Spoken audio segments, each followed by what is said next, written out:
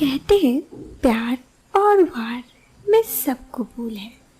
आज की कहानी कुछ ऐसी ही है। Good morning India. दोस्तों नमस्कार। दोस्तों हमारे चैनल की कहानियाँ रोज़ाना सुनते रहने के लिए आप हमारे चैनल को सब्सक्राइब जरूर करें। इस वीडियो के पसंद आने पर आप इस वीडियो को लाइक कर सकते हैं। चलिए अब इस कहानी में आगे बढ़ते हैं। पूजा जो एक बड़ी ही साधारण घर की लड़की थी। उसका रूप रंग बहुत ही खूबसूरत था, लेकिन हमेशा साधारण रहना, सिंपल रहना पसंद करती थी। ना कोई बॉयफ्रेंड, ना किसी लड़के से ज़्यादा बात करना, बस अपने काम से काम रखना, ऐसा ही था पूजा की ज़िंदगी। और यही उसकी ज़िंदगी काफ़ी दिनों से चल रही थी। उस वक्त वो ग्रेजुएशन के फर्स्ट ईयर में एडमिशन ली। इस वक्त उसे क्या पता था उसकी ज़िंदगी इस तरह से बदल जाएगी। उसके क्लास में उसके सभी फ्रेंड्स के बॉयफ्रेंड थे, सिवाय पूजा के, क्योंकि पूजा को बॉयफ्रेंड बनाने में बहुत डर लगता। इस बात से भी डर लगता कि घर वालों को पता चलेगा तो क्या होगा, या फिर किसी ने घर पर बता दिया तो। यही सब वजह से पूजा ने कभी प्यार व्यार से दूरी ही बना कर रखी थी। लेकिन दोस्तों कहते हैं ना, नसीब में जो आपका होता है वही होता है।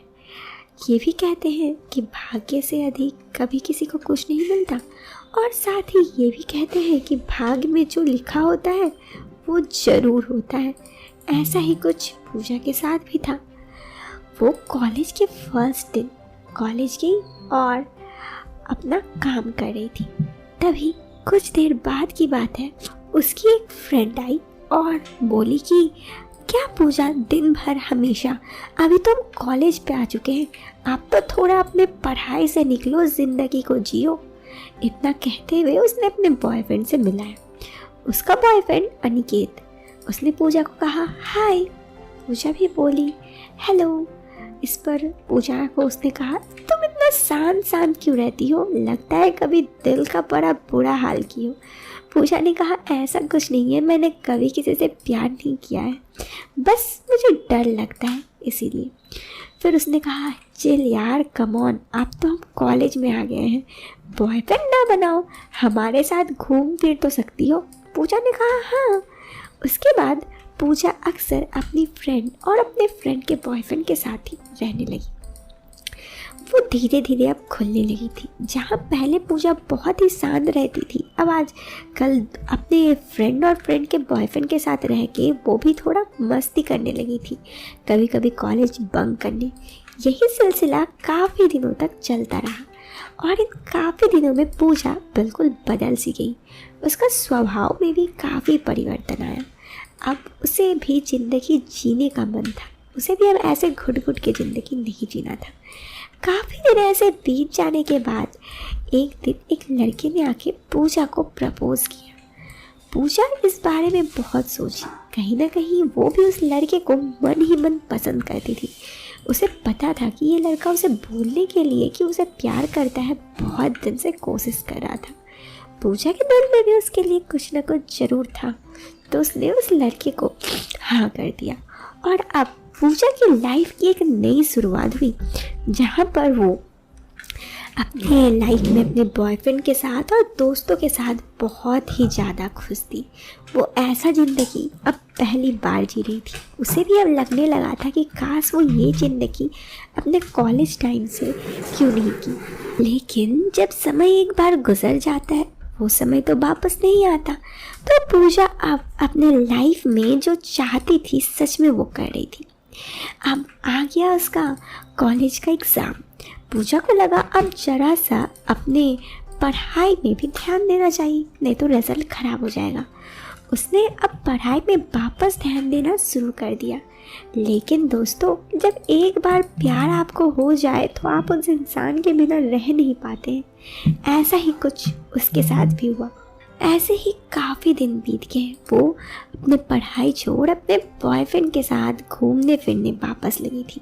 ऐसे में हाल कुछ ये हुआ कि उसका रिज़ल्ट ख़राब हुआ और घर पर उसे इन सब बारे में बहुत डांट भी पड़ा। उसे लगा कि नहीं, पढ़ाई पे भी ध्यान देनी चाहिए, और अब उसने फिर से थोड़ा बहुत पढ़ाई पे ध्यान देने लगी। इस वजह से उसका रिजल्ट भी अच्छा होने लगा।